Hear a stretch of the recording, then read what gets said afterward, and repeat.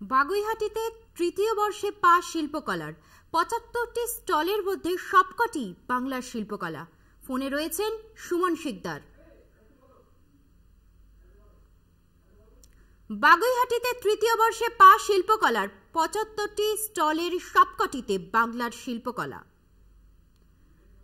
বাগুইহাটিতে তৃতীয় বর্ষে পা শিল্পকলার এখানে অনেক স্টল রয়েছে, কিন্তু ৭৫টি স্টলের সবকটিতেই বাংলার শিল্পকলা। এবছর তৃতীয় বর্ষে পা শিল্পকলার বাগুইহাটিতে, এবং সেখানের ৭৫টি স্টলের সবকটিতে বাংলার ছোঁয়া শিল্পকলায়। তৃতীয় বর্ষে পা বাগুইহাটিতে শিল্পকলার।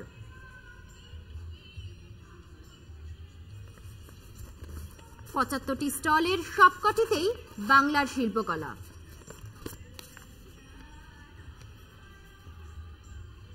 এই শিল্পকলার মেলায় প্রচুর স্টল রয়েছে, কিন্তু তার মধ্যেও ৭৫টি স্টলের সবকটিতে বাংলার শিল্পকলা।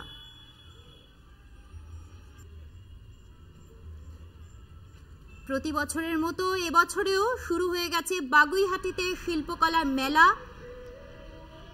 আমাদের সাথে রয়েছেন ফোন লাইনে সুমন শিকদার।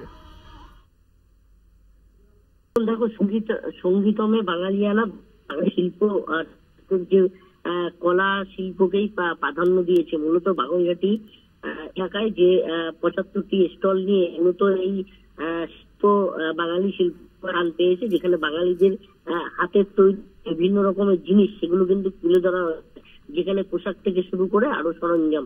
মূলত এই মেলার আজই শেষ দিন ছিল, সেখানে কিন্তু দেখা গেল তারকাদের মেলা। মূলত বাগুইহাটি অঞ্চলের মানুষ বরাবরই সাংস্কৃতিক প্রিয় মানুষ, তাদেরকেই এই অনুষ্ঠানে সামিল হয়। ধন্যবাদ।